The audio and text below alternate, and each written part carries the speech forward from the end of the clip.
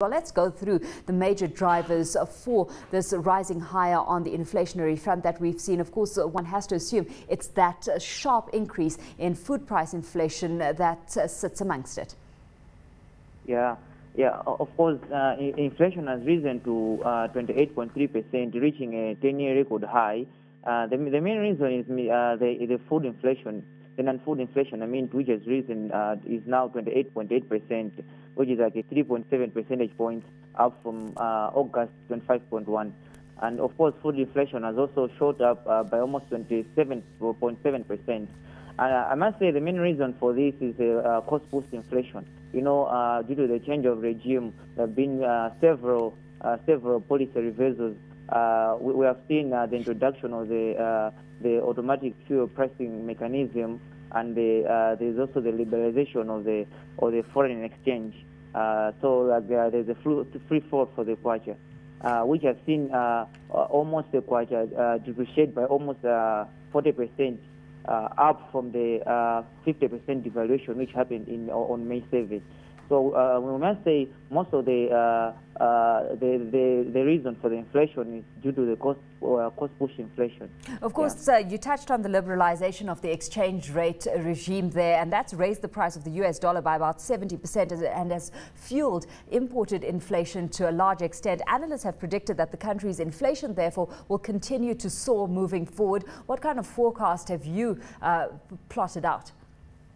Yeah, of course, we forecast maybe the exchange rate to reach even 350 per US dollar by the end of December. As you know, as of now, there's almost a weekly depreciation in the dollar due to the heightened demand for the exchange rate against the weak supply for the foreign exchange.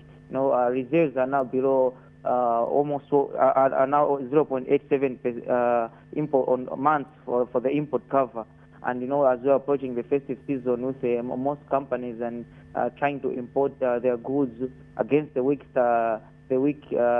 supply for the foreign exchange, because we also had a weak season for the tobacco product, which is the main contributor for the foreign exchange, contributes about almost 40% of the foreign exchange. So we must say that, yeah. Christopher, in terms of your outlook for inflation, though, we've had the finance minister predict inflation to average, 18.4% this year, with the prospects of it decelerating to about 16.1% next year as a full recovery begins. Is that still a feasible forecast and expectation? No, that forecast has to be revised, because the moment that it has reached now, it's already above that average.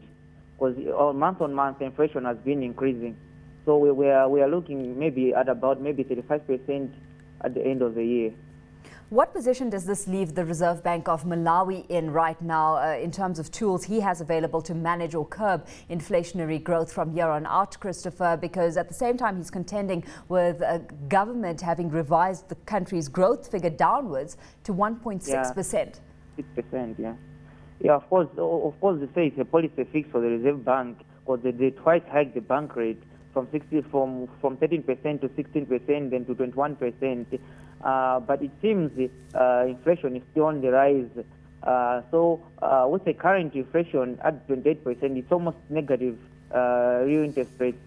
So, but there are a few chances that maybe the Reserve Bank might hike the bank rate. I think maybe they may try to tackle the supply side for the monetary supply, because we also have a liquidity squeeze for the banking sector. So it's almost a policy fix. So maybe if they try to supply more money supply in the system, it may be inflationary. But if they also try to hike the rates, it may still squeeze the bank.